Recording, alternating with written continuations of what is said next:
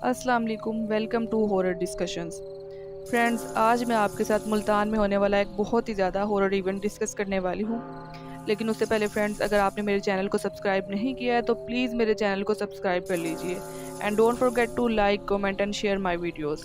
और फ्रेंड्स, अगर आप अपनी कोई स्टोरी मेरे साथ शेयर करना चाहते हैं तो आप इस ईमेल पर अपनी स्टोरी सेंड कर सकते हैं। तो ये बात है 2014 की, जब बिलाल ने अपनी एजुकेशन की डिग्री कंप्लीट की थी।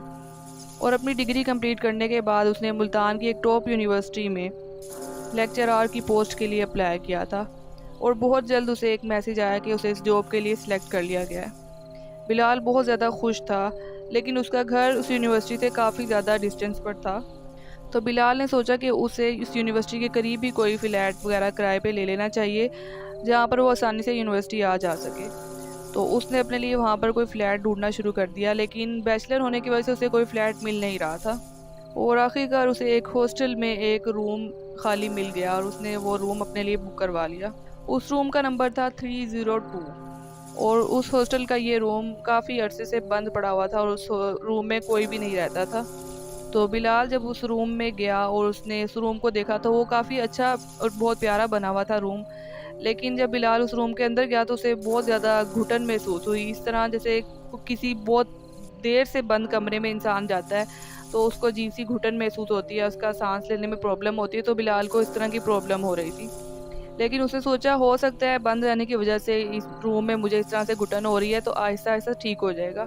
तो उसने रूम की सफाई वगैरह की और अपना सामान वगैरह सारा वहाँ पर सेट कर लिया। अब कुछ दिन बिलाल के वहाँ पर बहुत अच्छे गुजरे, वो बहुत ज़्यादा खुश था, वहाँ के लोग भी उसे बहुत ज़्यादा अच्छे लग रहे थे और वो अपनी इस लाइफ के इस पीरियड को बहुत ज़्यादा एंजॉय कर रहा था। और एक दिन ऐसा हुआ कि वो रात में सो रहा था कि सोए से उसे अचानक से ऐसा लगा जैसे उसके ऊपर कोई आकर बैठ गया हो। उसको अपनी बॉडी पर बहुत ज़्यादा भार सा फील हो रहा था और उसे ऐसा लग रहा था जैसे कोई बिल्कुल उसके मुंह के पास आकर ना सांस ले रहा हो।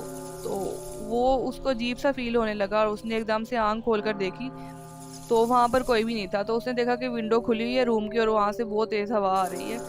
तो उसे लगा कि हो सकता है ये हवा विंडो से आ रही है तो मुझे बस वहम हुआ हो या मैंने कोई बुरा ख्वाब देखा हो। तो उसने इस चीज़ को इग्नोर किया, लेकिन उसके बाद उसको नींद नहीं आई। उसने सोने की काफ़ी कोशिश की लेकिन वो सो नहीं पाया। तो वो उठ गया और उठ के वो अपनी स्टडी टेबल पर बैठ गया और वहाँ पर कुछ बुक्स वगैरह स्टडी करने लगा। अब जब वो बुक्स पढ़ रहा था बैठकर तो उसको ऐसे लगा जैसे कोई है जो उसके पीछे खड़ा हुआ है, कोई शैडो, कोई अजीब सी चीज़ उसके पीछे है। तो उसने फ़ौरन पीछे मुड़ के देखा तो पीछे कुछ भी नहीं था, पीछे सब नॉर्मल था। लेकिन उसको अजीब सा डर फ़ील हो रहा था, तो उसको लगा हो सकता है नई जगह है, मैं काम भी ज़्यादा कर रहा हूँ तो थकावट की वजह से सब कुछ हो रहा हो। तो अगले दिन वो अपनी यूनिवर्सिटी चला गया। यूनिवर्सिटी से आने के बाद फिर उसने रात को डिनर वगैरह अपना जो भी किया और उसके बाद वो फिर से सो गया। सोने के बाद फिर से एग्जैक्टली उसी टाइम रात को 2:45 पर उसको फिर से ऐसे लगा जैसे उसकी बॉडी पर कोई बैठा हुआ है। उसको फिर से वही भारीपन महसूस हुआ और उसको वही लगा जैसे कोई उसके मुंह के पास सांस ले रहा है। वो सब चीज़ें उसको दोबारा से महसूस हुई और उसकी आंख खुल गई और उसके बाद उसको फिर से नींद नहीं आई। अब कई दिन गुजर गए थे और हर रोज़ रात को ठीक 2:45 पर उसके साथ ये सब कुछ हो रहा था। उसकी आंख खुल जाती थी, उसको लगता था कोई उसकी बॉडी पर बैठा हुआ है और वो डर के उठ जाता था और मुसलसल इस तरीके से उसके साथ कई दिनों तक होता रहा। बिलाल को कुछ समझ नहीं आ रही थी कि उसके साथ ये क्यों हो रहा है। वो बहुत ज़्यादा काम कर रहा है, इस वजह से शायद उसके साथ ये हो रहा है। तो एक दिन जब वो यूनिवर्सिटी से वापस आता है तो अपने रूम को खोलता है तो वो देखता है कि उसके रूम की सब चीज़ें बिखरी पड़ी हैं, उसकी बुक्स नीचे गिरी हुई हैं, उसकी बेडशीट ख़राब है, सब चीज़ें इधर उधर बिखरी हुई हैं। तो वो देखकर हैरान हो जाता है कि ये सब कुछ किसने किया मेरे रूम की ये हालत। और वो देखता है विंडो फिर से खुली हुई है और हवा बहुत तेज़ आ रही है। तो वो जैसे इंसान अपने आप को तसल्ली देने के लिए कहता है कि ये हवा बहुत तेज़ चली होगी और ये सब कुछ इस हवा से हो गया। लेकिन वो सिर्फ़ एक झूठी तसल्ली थी जो वो अपने आप को दे रहा था। तो उसने वो सारी चीज़ें अपनी इकट्ठी करना शुरू की, सब चीज़ें उठाने लगा। तो अब उसके रूम का दरवाज़ा थोड़ा-सा खुला था तो उसकी अचानक से नज़र पड़ी कि रूम के बाहर एक 16-17 साल का लड़का खड़ा हुआ है बहुत अजीब-सी हालत में और उसकी गर्दन में से ना खून निकल रहा है और वो लड़का खड़ा होके बिलाल की तरफ देखता जा रहा है, इसको घूरता जा रहा है। तो बिलाल उसको देख के एकदम बहुत ज़्यादा डर जाता है और ऐसे अपनी आँखें झपकता है ज़ोर से कि ये मुझे क्या नज़र आ रहा है। तो वो लड़का गायब हो जाता है। तो बिलाल को लगता है कि शायद मैं ज़्यादा काम करने की वजह से मेरा दिमाग ख़राब होता जा रहा है, मैं पागल होता जा रहा हूँ, मुझे वो चीज़ें नज़र आ रही हैं जो चीज़ें नहीं हैं।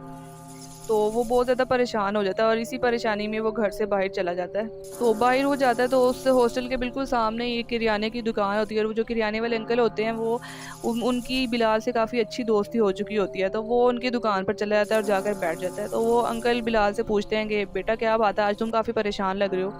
तो वो बताता है कि अंकल मुझे लग रहा है कि मेरी तबीयत कुछ ख़राब है और ना मेरा दिमाग ख़राब होता जा रहा है, मैं पागल होता जा रहा हूँ, मुझे अजीब-अजीब चीज़ें नज़र आ रही हैं, मुझे जो नहीं है वो चीज़ें भी नज़र आ रही हैं।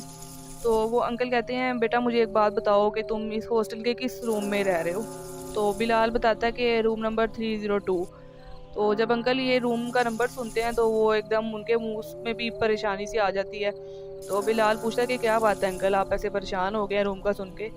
तो वो अंकल बताते हैं कि बेटा अभी आज से कुछ साल पहले यहाँ पर एक लड़का जो है वो रहता था इस रूम में और एक दिन उस लड़के ने बहुत ज़्यादा पढ़ाई के प्रेशर की वजह से अपने आप को पंखे से लटका लिया था और उसने सुसाइड कर ली थी और उसके बाद से ये रूम बंद पड़ा हुआ है, इस रूम में कोई भी नहीं रहने गया। तो जब बिलाल ये सारी चीज़ें सुनता है वो और ज़्यादा डर जाता है, लेकिन अब वो इतनी जल्दी नया वो उसको पहले ही बड़ी मुश्किल से ये रूम मिला होता है, तो वो नया घर या फ्लैट वगैरह कहाँ ढूंढे। तो अब वो डरता-डरता वापस जाता है अपने फ्लैट में, यहाँ-वहाँ देखता है और वो लेट जाता है अपने बिस्तर पे। अब जब वो सो जाता है तो फिर से रात को 2:45 पर ही उसकी आँख खुलती है और वो देखता है कि एक लड़का अपने गले में रस्सी डाल के पंखे से लटका हुआ है, बिल्कुल उसके ऊपर, और उसकी आंखें खुली हुई हैं और वो ऐसे बिलाल को देख रहा है। तो बिलाल ये जब देखता है तो वो चीखें मारता हुआ उठता है और वो कुछ भी नहीं देखता कि उसका सामान है या कुछ भी पड़ा हुआ वहाँ पे।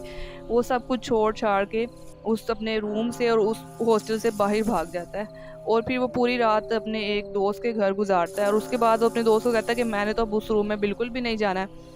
तो वो अपने दोस्त के ज़रिए फिर वहाँ से अपना सारा सामान वगैरह मंगवा लेता है और फिर वो वहाँ से कुछ अरसे के लिए छुट्टी लेकर वापस अपने घर आ जाता है। घर आने के बाद वो फिर से अपने लिए नई किसी जगह पर फ्लैट वगैरह का बंदोबस्त करता है और फिर वो वहाँ जाकर रहता है और उसके बाद वो कभी उस हॉस्टल के आस-पास भी नहीं गया। तो फ्रेंड्स ये थी रूम नंबर 302 की कहानी। मुझे उम्मीद है कि आपको आज की स्टोरी ज़रूर पसंद आई होगी। अगर पसंद आई है तो स्टोरी को लाइक कर दीजिएगा, मेरे चैनल को सब्सक्राइब भी ज़रूर कर दीजिएगा। फ्रेंड्स अगर आप अपनी कोई स्टोरी हमारे साथ शेयर करना चाहते हैं तो आप इस ईमेल पर अपनी स्टोरी शेयर कर सकते हैं। तो फ्रेंड्स अब मिलेंगे कल किसी नई स्टोरी के साथ, तब तक के लिए अल्लाह हाफिज़।